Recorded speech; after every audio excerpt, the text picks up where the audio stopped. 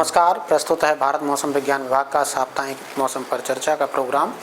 इसमें हम क्या करेंगे कि पिछले सप्ताह वेदर कैसा रहा विभिन्न क्षेत्रों में उसका जिक्र करेंगे और इसके अलावा आने वाले 2 सप्ताह में वेदर कैसा रहने वाला है, मौसम कैसा रहेगा उसका हम जिक्र करेंगे। तो अगर हम पिछले सप्ताह के सिनॉप्टिक स्थितियों की बात करें तो जो हमारी मानसून ट्रफ थी वो या तो अपनी सामान्य स्थिति से नीचे थी, साउथ में थी, दक्षिण में थी या सामान्य के आसपास थी। सप्ताह के शुरुआत में ये दक्षिण में थी, जैसे जैसलमेर आदि से शुरुआत हो रही थी इसकी। और उसके अलावा एक लो प्रेशर एरिया भी 26 और 27 तारीख को देखने को मिला था पूर्वी भारत में। और जो उत्तर पश्चिम बंगाल की खाड़ी है, नॉर्थ बे ऑफ बंगाल जो है, उसकी वजह से सप्ताह के शुरुआत में मानसून ट्रफ अपनी सामान्य स्थिति से दक्षिण में थी और उसके बाद धीरे धीरे उत्तर की तरफ शिफ्ट हुई है, जिसके प्रभाव में जो सप्ताह के बाद के जो आखिरी जो डेज थे उसमें उत्तर पश्चिम भारत में भी एक्टिविटी वर्षा की देखने को मिली है। तो शुरुआत में लो प्रेशर के प्रभाव में और मानसून ट्रफ के दक्षिण में रहने की वजह से और ऑफशोर जो ट्रफ है उसकी वजह से इन सब के प्रभाव में जो हमारा पश्चिमी तट है वो काफ़ी पिछले सप्ताह एक्टिव रहा है। इसके अलावा इस लो प्रेशर के बनने की वजह से जो मध्य महाराष्ट्र और गुजरात का क्षेत्र जो पश्चिमी तट, वहाँ पर भी काफ़ी अच्छी खासी वर्षा जो कि आगे हम जिक्र करेंगे। कुल मिला के ये बोल सकते हैं कि 26 और 27 को उत्तरी बंगाल की खाड़ी और उससे आसपास के क्षेत्रों में लो प्रेशर देखने को मिला। उसके बाद ये सर्कुलेशन कभी झारखंड में, कभी उत्तरी उड़ीसा में, कभी गंगे पश्चिम बंगाल में देखने को मिले हैं। और इसके अलावा ऑफशोर ट्रफ सप्ताह के ज़्यादा दिनों में दक्षिणी गुजरात से केरला तक देखने को मिली है।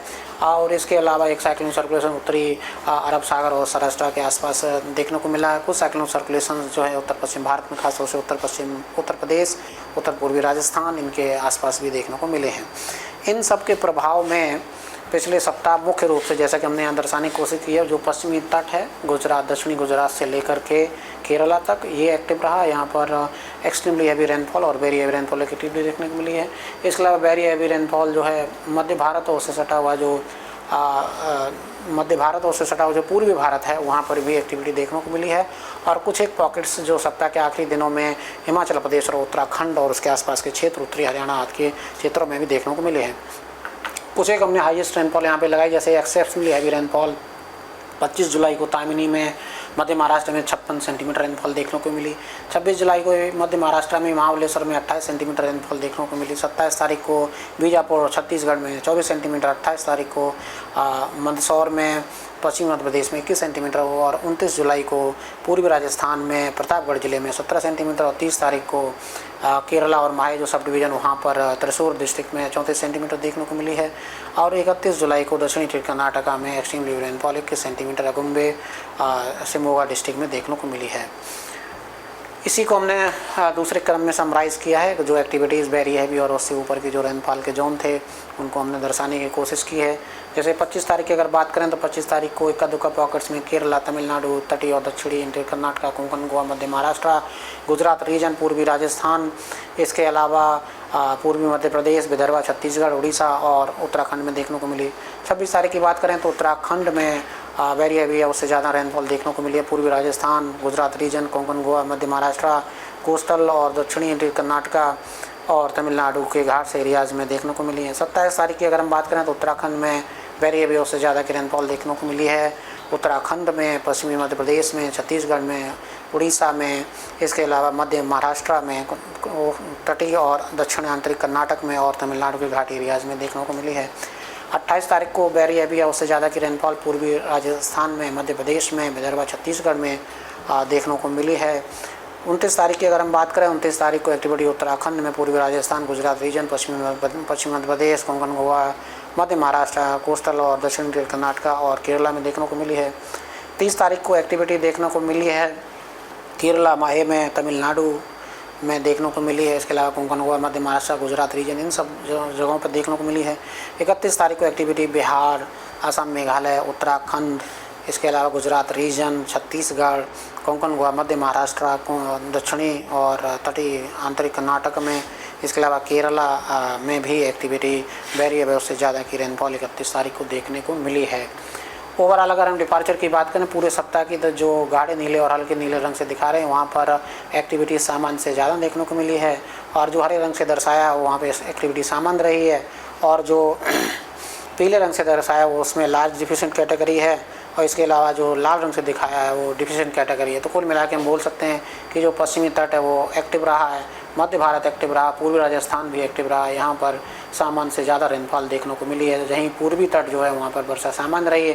पूर्वोत्तर के राज्यों में और जो उत्तर पश्चिम के क्षेत्र में खासतौर से पंजाब, हरियाणा, उत्तर प्रदेश, जम्मू कश्मीर और सौराष्ट्र कच्छ, यहाँ पर एक्टिविटी सामान्य से कम यानी कि डिफिशिएंट कैटेगरी में रेनफॉल देखने को मिली है पिछले सप्ताह। अगर हम आज की बात करें 1 अगस्त की, तो जैसे कि हमने सुबह अपने डेली वीडियो में भी बताया था कि जो एक्टिविटी थी आज उत्तर पश्चिम भारत में पिछले 24 घंटे में देखने को मिली है। मध्य भारत, पूर्वी भारत में भी एक्टिविटी रही और पश्चिमी तट में भी खासतौर से कर्नाटक, कोंकण, गोवा, मध्य महाराष्ट्र में देखने को मिली है। और कल जो है शाम के समय में और रात्रि के समय में दिल्ली में भी हैवी टू वेरी रेनफॉल देखने को मिली है। अगर हम बात करें पूरे सीजन की 1 जून से लेकर के 31 जुलाई तक की, तो अभी एक्चुअल रेनफॉल मिली है 453.8 यानी 463.8 mm, और नॉर्मल जो होती है वो 445.8 mm होती है। डिपार्चर में सामान्य 2% ज़्यादा रेनफॉल मिली है। उस दृष्टि से देखें जो दक्षिण प्रायद्वीपीय भारत और जो महाराष्ट्र का क्षेत्र, वहाँ पर एक्टिविटी सामान्य से अभी तक सीजन में ज़्यादा है, अब नॉर्मल है। सौराष्ट्र कच्छ में भी अब नॉर्मल है। मध्य भारत, राजस्थान और जो उड़ीसा का क्षेत्र, वहाँ पर एक्टिविटी सामान्य स्थिति में है। द्वीप समूह में, अंडमान निकोबार और लक्षद्वीप में भी एक्टिविटी सामान्य है। केरला में भी एक्टिविटी सामान्य है। जबकि पूर्वोत्तर के राज्यों में जो नागालैंड, मिजोरम, त्रिपुरा का क्षेत्र, वहाँ पर एक्टिविटी बिलो नॉर्मल है। उसके अलावा बिहार, गंगे, पश्चिम बंगाल और झारखंड का जो क्षेत्र है, पूर्वी उत्तर प्रदेश का क्षेत्र, वहाँ पर भी एक्टिविटी बिलो नॉर्मल है पूरे सीजन में। जम्मू कश्मीर, हिमाचल प्रदेश, पंजाब, हरियाणा, चंडीगढ़, दिल्ली, यहाँ पर भी एक्टिविटी सामान्य से कम दर्ज की गई है। अगर हम बात करें एक्सटेंडेड रेंज फोरकास्ट की, तो ये हमारे एक्सटेंडेड रेंज फोरकास्ट 2 सप्ताह के लिए होते हैं, जिसका हम आगे जिक्र कर लेते हैं। ये वीक 1 के लिए फोरकास्ट है। इसके हिसाब से आप देख सकते हैं कि जो एक्टिविटी है वो भारत के ज़्यादातर हिस्सों में जारी रहेगी पहले सप्ताह में, और ख़ास तौर से जो एक्टिविटी है मध्य भारत, उत्तर पश्चिम भारत और इसके अलावा पश्चिमी तट में भी एक्टिविटी जारी रहने की संभावना है। सामान्य से ज़्यादा एक्टिविटी देखने को मिल जाएगी। इसके अलावा अगर हम बात करें इंटेंसिटी के हिसाब से, तो मानसून एक्टिव रहेगा सप्ताह के ज़्यादातर दिनों में उत्तर पश्चिम भारत, मध्य भारत में और पूर्वी भारत में भी इस दौरान हैवी टू वेरी रेनफॉल। उत्तर पश्चिम और मध्य और पूर्वी भारत में activity heavy to very rainfall की सप्ताह के ज़्यादातर दिनों में देखने को मिलती रहेगी। इसके अलावा एक्सट्रीमली हैवी रेनफॉल की एक्टिविटी मध्य महाराष्ट्र, मध्य प्रदेश और गोवा और पश्चिम मध्य प्रदेश, कोंकण, गोवा में भी सप्ताह में देखने को मिल सकती है। बाकी हैवी टू वेरी रेनफॉल पश्चिमी तट में जारी रहने की संभावना है। वाइड स्प्रेड रेनफॉल उत्तर पश्चिम भारत, मध्य भारत और पूर्वी भारत में एक्टिविटी बनी रहने की संभावना है।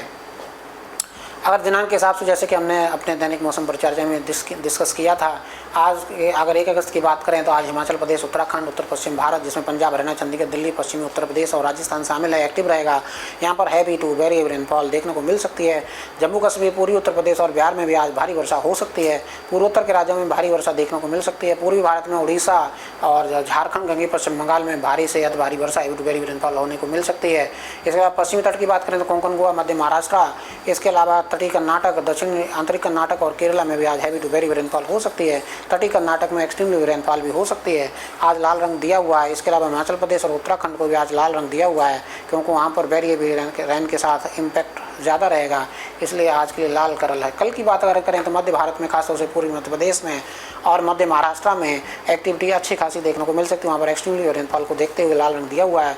पश्चिमी मध्य प्रदेश, पूर्वी राजस्थान, कोंकण, गोवा और गुजरात रीजन, तटीय और आंतरिक दक्षिणी कर्नाटका है, वहाँ पर भी activity heavy to very rainfall की मिल सकती है 2 अगस्त को। और छत्तीसगढ़ में भी हैवी टू वेरी रेनफॉल की एक्टिविटी मिल सकती है।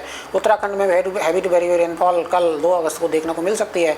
जो बाकी के क्षेत्र हैं उत्तर पश्चिम भारत के, जिसमें जम्मू कश्मीर, लद्दाख, हिमाचल प्रदेश, उत्तराखंड, इसके अलावा पंजाब, हरियाणा, चंडीगढ़, दिल्ली, उत्तर प्रदेश और पश्चिमी राजस्थान, वहाँ पर भी हैवी रेनफॉल हो सकती है। पूर्वी भारत की अगर हम बात करें तो पूर्वी भारत में बिहार, झारखंड, गंगे, पश्चिम बंगाल, उड़ीसा, इसके अलावा पूर्वोत्तर राज्यों में भारी वर्षा कल देखने को मिल सकती है। पश्चिमी तट की बात करें तो कोंकण, गोवा, मध्य महाराष्ट्र में एक्टिविटी अच्छी खासी देखने को मिल सकती है। इसके अलावा कोस्टल कर्नाटक, दक्षिण आंतरिक कर्नाटका में भी भारी वर्षा से अति भारी वर्षा हो सकती है। और उत्तरी आंतरिक कर्नाटका और केरला में भी कल 2 अगस्त को भारी वर्षा हो सकती है। 3 तारीख की अगर बात करें तो पंजाब, हरियाणा में इंटेंसिटी में कमी आएगी।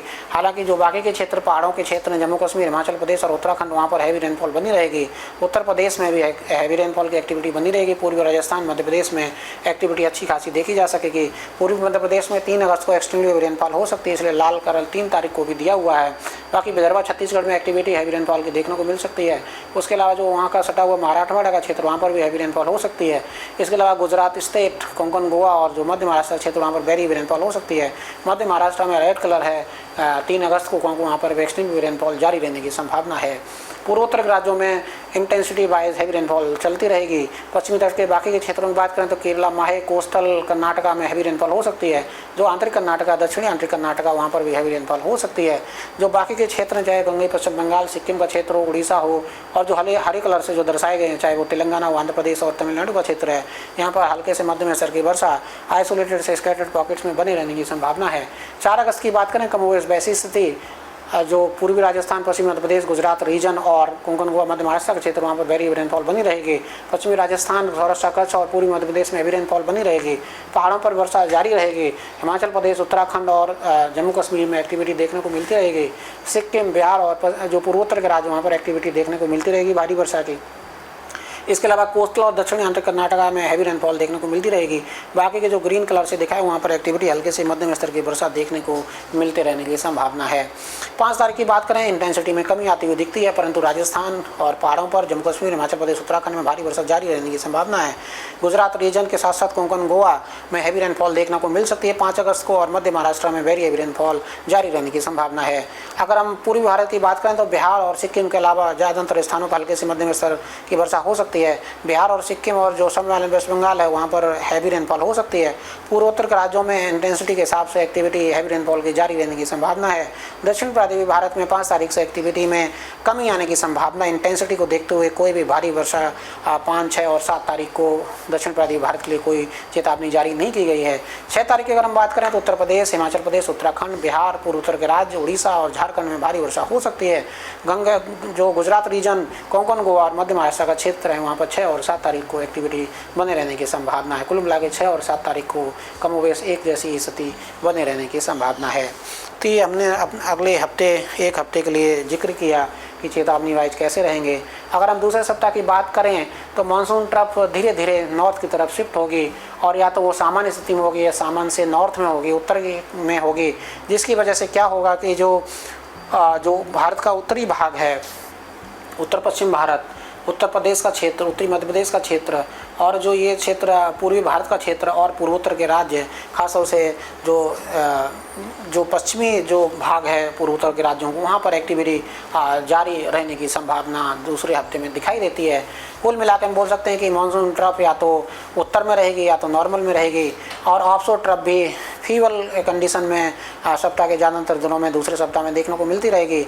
इन सब स्थितियों की वजह से फेरली वाइडस्प्रेड से वाइडस्प्रेड एक्टिविटी भारी वर्षा के साथ उत्तर पश्चिम, मध्य पूर्व और पूर्वोत्तर के राज्यों में सप्ताह के दूसरे सप्ताह के ज़्यादातर दिनों में मिलने की संभावना है। ओवरऑल हम बात करें तो रेनफॉल सामान्य से ज़्यादा रह सकती है पूर्वी भारत के ज़्यादातर हिस्सों में, नॉर्मल से अबव नॉर्मल रह सकती है उत्तर पश्चिम भारत में, नियर नॉर्मल रह सकती है पूर्वोत्तर के राज्यों में, और बिलो नॉर्मल रेनफॉल हो सकती है ज़्यादातर हिस्सों में मध्य भारत में और दक्षिण प्रादेशिक भारत में, एक्सेप्ट तमिलनाडु और रायलसीमा, जहाँ पर एक्टिविटी अबव नॉर्मल दूसरे सप्ताह में देखे जाने की संभावना है। कुल मिला के मध्य भारत, दक्षिण प्रादेशिक, खासतौर से पश्चिमी तट, यहाँ पर एक्टिविटी सामान्य से कम रहने की संभावना है, सिवाय तमिलनाडु, रायलसीमा और जो दक्षिणी आंतरिक कर्नाटका, वहाँ पर सामान्य से ज़्यादा वर्षा हो सकती है। बाकी ये जो पॉकेट्स हैं जो हल्के नीले और गाढ़े नीले रंग से दिखाए गए, वहाँ पर एक्टिविटी सामान्य से ज़्यादा रहने की संभावना है। इसके अलावा इम्पैक्ट की बात करेंगे, जब भी भारी वर्षा होती तो लोकलाइज जो फ्लडिंग होती है, अर्बन फ्लडिंग वो हो सकती है, रिवराइन फ्लडिंग हो सकती है, लैंडस्लाइड्स हो सकते हैं। इसके अलावा जो विजिबिलिटी है वो भारी वर्षा के दौरान कम रह सकती है, इसलिए जब भी भारी वर्षा के दौरान जब भी बाहर निकलें तो ट्रैफिक की जो एडवाइजरी है उनको देख के चलें। इसके अलावा जो वाटर लॉगिंग के एरियाज़ हैं, जहाँ पर सामान्यतः वाटर लॉगिंग होती है, वहाँ जाने से बचें, और जो कमज़ोर स्ट्रक्चर्स हैं, कमज़ोर मकान हैं, वहाँ पर भारी वर्षा के दौरान रहने से बचें। तो आज के लिए हमारी साप्ताहिक परिचर्चा में बस इतना ही। अगले सप्ताह फिर हाजिर होंगे, तब तक के लिए आज्ञा दीजिए। नमस्कार, जय हिंद, जय भारत।